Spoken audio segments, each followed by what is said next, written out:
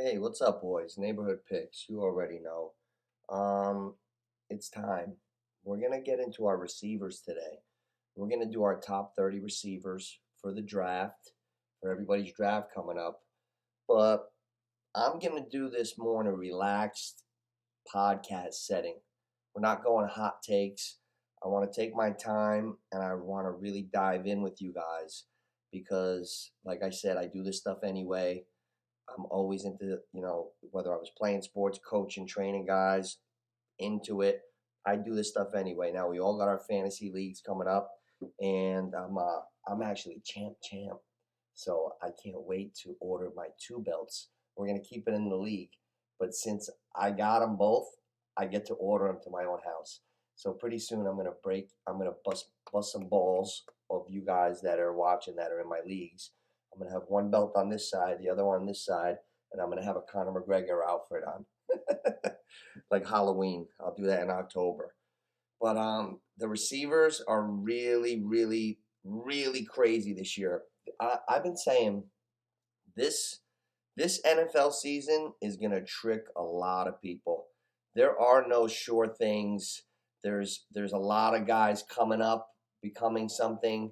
There's a few guys with big names that are still catching on, but that always happens throughout time. But going on all the variables, like you can't just say, I don't want to do a list for you guys and be like, well, he's one, he's two, he's three, and he could get catches. No, that's not enough. So I went into the next gen stats. I looked up a lot of next generation stats. That stuff's really cool and it helped me last year. And then I looked up all different things: the team, the coaching, the teammates, the lack of teammates, the guys yards after catch. Like we're really gonna get into it. So here we go. Now the top 30 receivers in the NFL. To me, you got the big five. The big five, and then everybody else. You got no order, no order. I'm not splitting hairs here. I'm talking about real strategy, fantasy football. Don't get screwed on your order number. Like I've seen people get like fifth and take somebody that was just ranked like the highest next after the first four. And then you got guys 9, 10, 11, 12, 13 that have way better seasons. Don't get hung up on your number. If you're in a shitty spot, 6, 7, 8, and you don't get the big time guys or somebody, go with your guy. Trust your instincts. That would be my number one rule to everybody. The first year I said, fuck it, and I just trusted my instincts, I won. Because I went like 17 years without winning one. Like I was the big joke out of all my friends. I'm the big sports guy, and I couldn't win one. I lost in Super Bowls. I went 13-0. The year I had Adrian Peterson and CJ2K in the same year, I lost. Like you never know in fantasy. So go with your gut. Take guys that you want to root for and you like anyway. Don't just go with a jerk off because he's ranked there. All right. So receivers, the big five. You got Cooper Kupp, Jamar Jefferson, Chase, Adams, and Diggs. Those are the top echelon five. If you can grab one of those, you're gonna have success. Cooper Kupp led everything in receiving last year. 1,947 yards, 16 TDs. He has a nose for the end zone. When they needed that big play in the NFC Championship, they went to him. The whole stadium knew it was going to him. Super Bowl, the whole stadium knew it was going to him. They still went to him. He was the MVP of that Super Bowl, not Stafford. And that's rare, very rare, that a receiver will win. He's that valuable. The only reservation I might have on Cooper Kupp is Stafford's elbow. If Stafford's elbow becomes fucked up, they're saying it's a baseball injury, which worries me, and he's out, that could fuck Kupp's whole season up. It could be Michael Thomas reincarnated. Remember a couple years ago when Michael Thomas tore shit up, and then all of a sudden he was gone? Be careful. Keep an eye on Matthew Stafford's arm. That's all I'll say there. Then Jefferson, I got a comment down in the box. I love comments. Anything you see, I don't take anything personal. I have a good sense of humor. I'm a reasonable guy, and I like to keep respect. So anything you see, disagree, agree, throw it in the comments, and I'll be happy to get back and forth to you. Number two, I have to go with Justin Jefferson. I got a comment in the box the other day. Someone was worried about their targets. Listen, Justin Jefferson came into the NFL like when Thielen was still supposed to like be the man on Minnesota, and I didn't even realize it. I made the dumbest move. I'm the same guy that'll say I won 2 titles last year, and I'll say that I made the stupidest move ever. I don't have an ego. I dropped Justin Jefferson his rookie year, like the second weekend, because I had 2 good rookies. I forgot who the other one was, so I didn't want to keep 2. And my cousins picked them up and went to the Super Bowl. So Justin Jefferson broke the rookie record last year, 2 years ago, ever, with like 1,400 yards. This year, he broke the record for first 2 seasons. He had 1,616 yards this year and 10 touchdowns. So when you got Cooper Kupp with almost 2,000 yards and 16 TDs, forget about it. Jefferson, 1,616 yards, 10 TDs. That's amazing. Don't worry about him. As long as his health is there, he's an automatic. He's going to make your team strong. So if you don't get your back, say you want a back in the top couple, you got your eye on one, and Justin Jefferson's there, 5, 6, that wouldn't be a bad pick at all.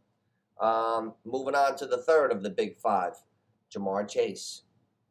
Doesn't Jamar Chase, you ever see a guy, I've been saying this for years, ever see a guy take a 7-yard slant to the fucking house? That's how you know he's a stud. Odell Beckham, when he came to the Giants years ago, I used to watch him because I'm a Giants fan. I used to say to my boys, that's how you know that kid's a star.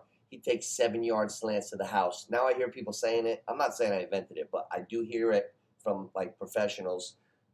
Jamar Chase is in that pocket of his career where he takes 7-yard slants to the house and beats you deep.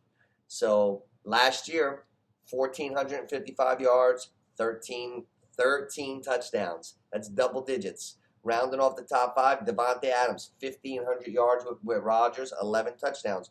Adams is going to his old college teammate who he loves, Derek Carr.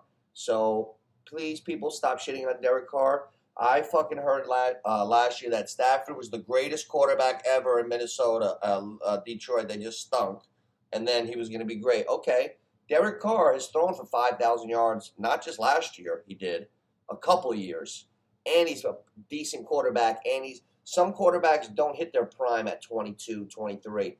He's getting better and better and better and better. Look up Rich Gannon. The fucking guy was all pro at like 39 to 42. He was a journeyman before.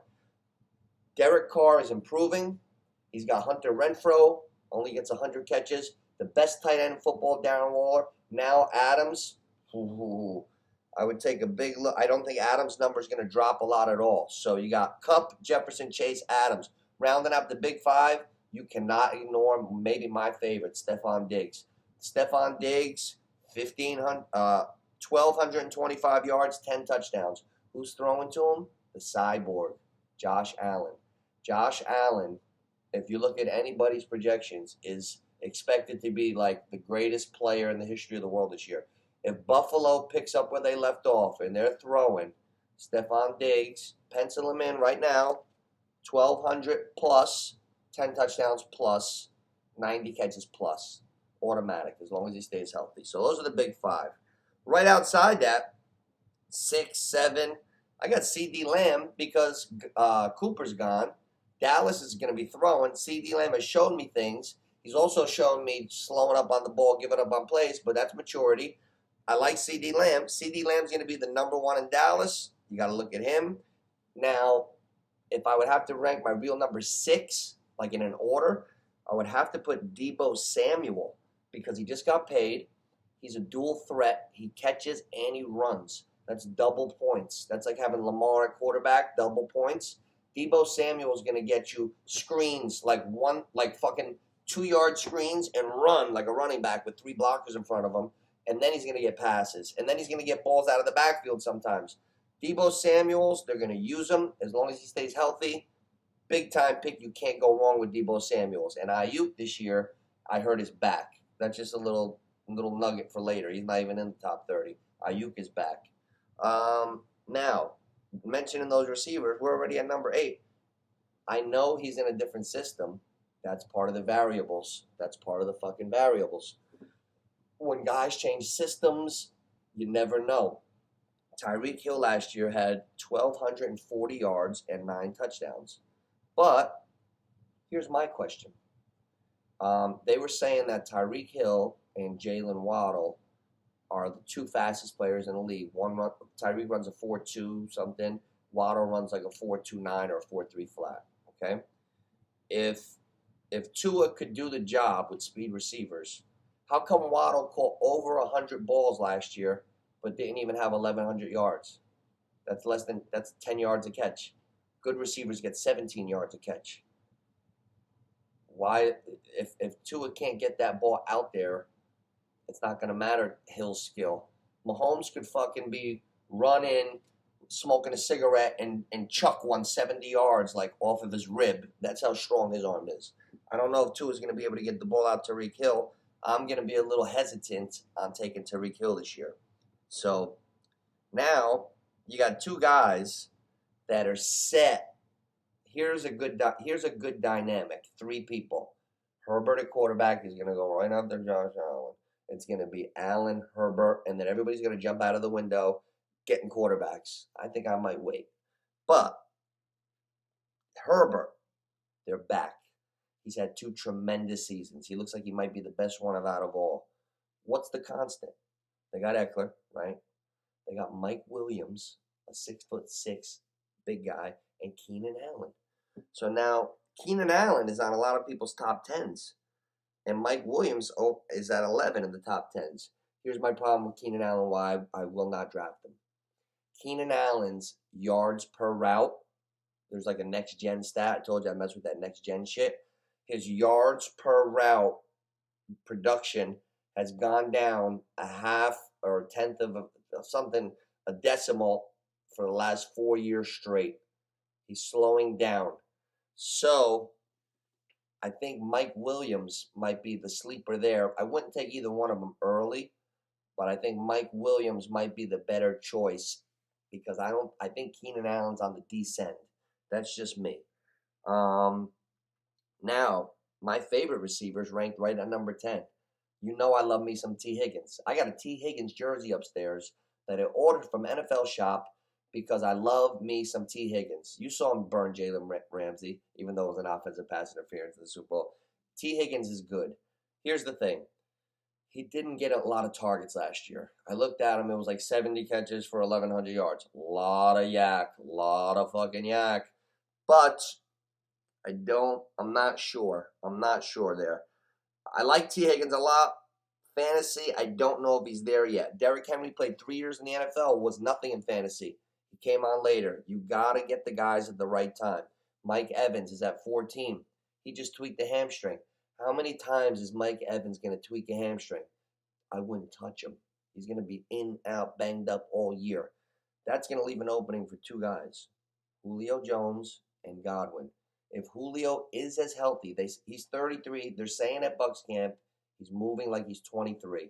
If he's doing the TB12 rubber band yoga shit, he might be fucking healthy. If Julio Jones is healthy, here's the thing. You're not going to expect to get Julio Jones for 17 weeks. We know that by now. We've seen his whole career. However, you still got to get to the playoffs. So, do you take a later shot on Julio? Let's say Mike Evans is tweaked up, can't play. You get 3 or 4 games with Julio and Godwin. You might get 7 catches for $160, and then all of a sudden you're 5-2, 5-1. Julio goes down. Fuck it, you got your guys back, and you're ahead of the game. So you got to think like that. That's one thing. I'm just gonna go to 15, and then I'm gonna bounce to some other shit. Then I'll finish the back half. DJ Moore. DJ Moore plays on an untalented quarterback team, but I've been noticing year after year after year he's a very good player. If DJ Moore ever played on another team, he'd be a top 10 wide receiver in the NFL and everything. I'm very high on his talent.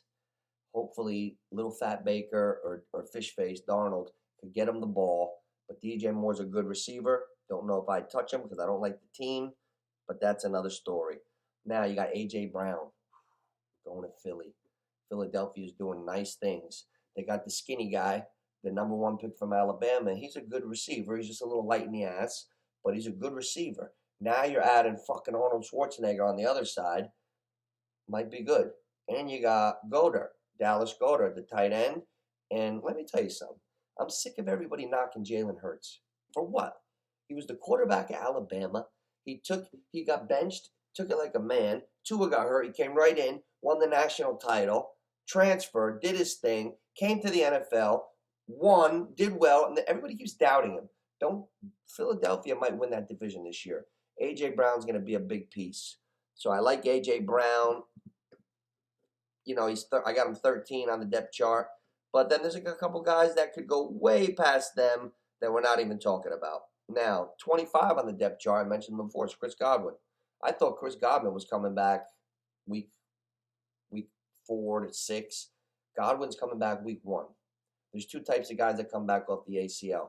You got a Saquon that needs 2 years. Then you got an Adrian Peterson that breaks his fucking leg blows off in December. He's back for the opening game in September, and he's rushing for 2 Gs. So Godwin's on that field. If Evans has a tweak, if Julio, if they're pitch counting him, Godwin might be the best one out of all of them. He's down there. Somebody's going to get him late. Now, you got DJ Moore, A.J. Brown. Now, all of a sudden, we made Matthew Stafford the greatest fucking quarterback in the world because he went from Detroit to the Rams. Well, I don't remember Matthew Stafford being the MVP, but I do remember Matt Ryan being the MVP not too long ago. And he's going on the Colts, which is a fucking loaded. So I'm looking for Michael Pittman Jr. to see a little uptake from a real quarterback, possibly putting up big-time receiver number 1s. Now, another guy, let me tell you something. My favorite receiver, keep in my mind for later waiver wires, if something happens where the quarterback plays good in Pittsburgh, my favorite receiver is Pickens. He's from Georgia. He's a rookie receiver on Pittsburgh. I got to see him. He runs past you. He gave a fucking D-back a stiff arm, put him 10 feet on his ass. Scary dude, okay? I don't know if he's going to play right away, but the Pittsburgh receiver that's on my list is Deontay Johnson. Very good receiver. I got him in there at 15. Waddle, 16. I got him outside the 16 because he got over 1,000 catches, just barely, over 100 catches, barely 1,000 yards. That's shit, yards per carry. Brandon Cooks, I'm sick of the up and down with Brandon Cooks. He's talented. I don't know. Terry McLaurin, scary Terry. You got to show me a little more. I'm from Missouri. You got to show me. Mike Williams, they got him down around 19. He might be more valuable than Keenan Allen. Somebody might take Keenan Allen at 9 or 11 or 12. You could get Mike Williams at 24 and maybe get better value. So I really like Mike Williams. DK Metcalf's down at 20 because who the fuck is throwing to him? So we don't know. Jerry Judy. Jerry, it's time to produce or you're a phony. I've been waiting for Jerry Judy to show me something for a couple of years. Now Russ is in there cooking. Russ is cooking. So we better see something from Jerry Judy this year. He's down 21. Mooney for the Bears. I love him. Let's see what happens with the quarterback. Hey, remember that guy tearing shit up at the end of the year when we were trying to find fantasy guys? St. Brown from the Lions. Well, I just had a flashback and I remembered him. Down at 25 is St. Brown for the Lions. We got to watch him. That guy exploded the last 4 to 5 weeks of the season. We got to keep an eye on St. Brown. What else do we got? Marquis Brown. He's out in Arizona now. Guess who his college teammate was? Kyler Murray. So here's one thing that's bothering me. Little multiple personality. Kyler Murray's joining up with Marquis Brown in Arizona. Oh, beautiful. Great, right? But Marquis Brown was just with Lamar Jackson, the best of the best, for the last couple years. And I didn't see overwhelming success. So you couldn't do it with Lamar. Mark Andrews had to be the number 1 receiver. But you're going to go do it with the Cardinals. I'm not that type of guy. I won't be drafting Hollywood Brown. Okay. Now you got Godwin. He's 25 because he's off the ACL. If he wasn't off the ACL, he'd be 11. So don't worry about Godwin. He's going to get better and better and better. You got Amari Cooper. Where is he? Cleveland, gone. Don't even touch him. Hey, last year I was fucking around and I took a 35-year-old Emmanuel Sanders because he was the opposite of Stephon Diggs in a high-flying Buffalo. Towards the end of the year, Emmanuel Sanders dipped, and there was a dude that caught like 6 touchdown passes in the playoffs. He took Sanders' second receiver spot, and I think the momentum's going to keep going. Gabriel Davis, all right? Don't forget Gabriel Davis. That's a kid that could be coming on this year. Then you got Allen Robinson. He's on the Rams. Woods went down. Beckham went down. Somebody's got to be opposite Cup. They're saying Allen Robinson looks really good. Allen Robinson, so you got to take a look at him. Juju, all he does is fucking block. He hasn't had a good season since Pittsburgh. I don't want nothing to do with him. He's at 29. And 30 might be a big-time score. You got Bateman. Everybody's gone. This kid's coming to his own. Lamar's throwing to him. Keep a close eye on Rashard Bateman. But these are the things that I like to talk about. Now, like, you have to look at some of the next-gen stats. Player catch percentage rate. This means any ball that went near him, his catch percentage rate. Cooper Kupp led the league with 76% catch percentage rate. That means he's just going to go and get about everything. You know who was second? 64. That's a long way behind Kupp. Justin Jefferson. So don't worry about Justin Jefferson. He's a star. Third was Uzoma. Can you believe that? That goes to show you the skill in his hands. Fourth was Godwin. That's what I'm saying. You see Godwin at 25, 28 because of they're scared of the ACL. I took Adrian Peterson in the 4th round, 5th round, 10 years ago coming off the ACL. He rushed for 2 Gs. If Godwin's on that field week 1, his catch percentage rate is 4th highest from last year. Got to take a look. Yards after catch leaders. Debo, 10 yards after catch. Hardman, 9. Jonnu Smith, 8.7. Rondell Moore, got to look at him this year, 8.4. Goddard, 7.1. And Ayuk, 6.7. Yards after catch. You don't want guys that run, catch, fall. Catch, fall. I hate those guys. Let me see. Share of teams' air yards. This is one of my favorite ones. Share of teams' air yards. This means all the yards that go through the air, this guy has so much percentage of every completed pass that ever goes for the game. Justin Jefferson leads the league. He gets 45.2 of his team's air yards. That's fucking insane. So you know he's getting the targets.